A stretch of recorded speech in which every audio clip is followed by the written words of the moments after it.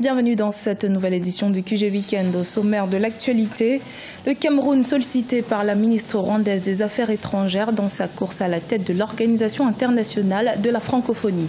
À cet effet, elle est en visite diplomatique à Yaoundé le 13 juin. Le Kenya désigné pays le moins toxique au monde selon un classement de l'Association internationale de l'énergie et l'Organisation mondiale de la santé. Et puis les paris sportifs connaissent une expansion fulgurante au Nigeria. Grâce à la diffusion des technologies modernes, cette industrie, comme nous allons le découvrir en fin de journal, s'est créée une véritable niche dans l'économie nigériane. La course engagée pour la succession de Michaël Jean à la tête de l'OIF a mené la chef de la diplomatie rwandaise à Yaoundé. Dans le cadre de sa candidature à la tête de l'organisation francophone, elle a rencontré mercredi 13 juin le Premier ministre du Cameroun, Philémon Yang, afin de s'assurer de l'appui du Cameroun. Adidjatou Badawi. Les liens de coopération entre le Cameroun et le Rwanda s'intensifient. Quelques semaines après l'annonce de sa candidature au poste de secrétaire de l'Organisation internationale de la francophonie, la ministre rwandaise des Affaires étrangères, Louise Mushikiwabo, a effectué une visite diplomatique en terre camerounaise. Accueillie par le Premier ministre camerounais, elle a sollicité le soutien du pays pour sa candidature, au regard de sa suprématie et de ses relations de coopération fructueuses avec les États de la zone CEMAC. Le Cameroun pourrait être un acteur majeur pour l'accès de Louise Mushikiwabo à la francophonie.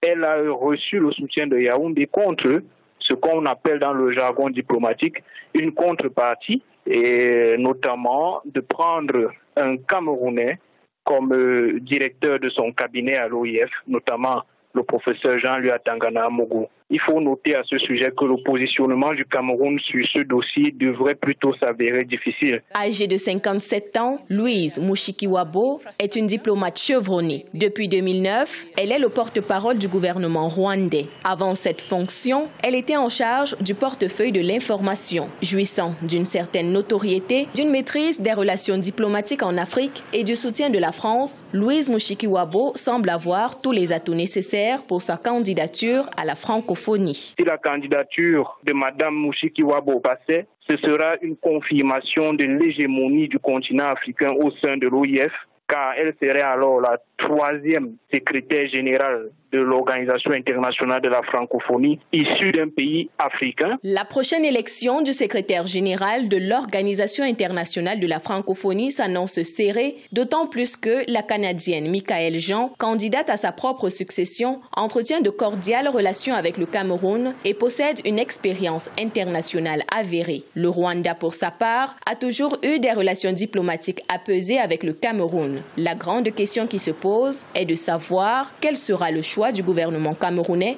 en octobre prochain.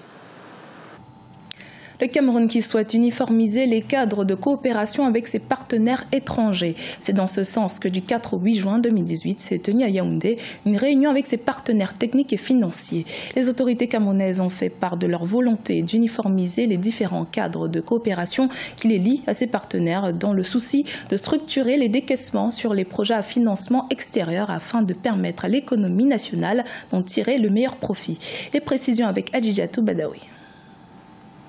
Du 4 au 8 juin 2018 à Yaoundé, les autorités camerounaises en charge des investissements publics ont échangé avec les partenaires techniques et financiers étrangers. Ce que l'on retient de cette rencontre, c'est la volonté du gouvernement camerounais d'uniformiser les différents cadres de coopération qui le lient à ses partenaires afin de structurer les décaissements sur les projets au financement extérieur qui permettront à l'économie nationale d'en tirer le meilleur profit grâce à une utilisation efficace des emprunts contractés. Le gouvernement camerounais pourra ainsi structurer les décaissements sur les projets à financement extérieur avec plus de lisibilité pour les engagements à venir. Aussi, il pourra faire correspondre les calendriers des bailleurs de fonds à celui du gouvernement et, si possible, aligner les procédures de décaissement, les méthodes de décaissement et la gestion financière sur le dispositif national. Si des avantages découlent de cette uniformisation des cadres de coopération, il n'en demeure pas moins que les risques soient envisageables. Au cours des travaux, Isaac Tamba, directeur général de l'économie et de la programmation des investissements publics du ministère de l'économie et de la planification, a souligné que, bien qu'il y ait des avantages potentiels à tirer de cette uniformisation des cadres de coopération, il faut néanmoins que l'État camerounais demeure vigilant. Vouloir mettre tout le monde dans un même chapeau n'est pas de nature à rassurer les partenaires. Le co-contractant a besoin des financements et généralement celui qui subit le déséquilibre de la convention de prêt. Il est possible que la capacité d'endettement du Cameroun s'amenuise si la négociation n'est pas bien faite avec les partenaires. Mis à part la loi de finances, l'exécution de plusieurs projets constitue aujourd'hui une autre source de préoccupation pour le gouvernement camerounais.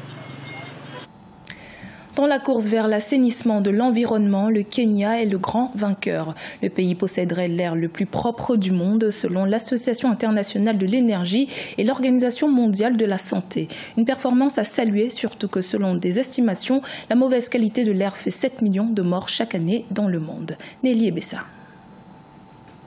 Le Kenya a été désigné pays le moins toxique au monde, compte tenu des critères liés à la pollution de l'air, de la consommation d'énergie et de la production d'énergie renouvelable. Les données obtenues auprès de l'Agence internationale de l'énergie et de l'Organisation mondiale de la santé ont été utilisées par la société d'énergie renouvelable, The Eco-Expert, pour classer les pays les plus toxiques au monde. Il faut absolument laisser tomber les énergies fossiles, c'est-à-dire développer les énergies renouvelables. Au niveau de la pollution industrielle, il faut également une réglementation pour également limiter la production des déchets toxiques. Il y a la réduction de circulation des voitures diesel qui produit des fumées noires qui sont riches en ozone, en oxyde d'azote et en dioxyde de soufre, responsables des cancers de notre poumon. Les données publiées par l'Organisation mondiale de la santé en 2017 ont révélé que le niveau de pollution atmosphérique avait augmenté de 8% entre 2009 et 2016. Selon ces estimations, la mauvaise qualité de l'air menace la vie de 7 millions de personnes chaque année. Des chiffres qui, pour certains observateurs, sont des signes d'un grave problème de santé publique.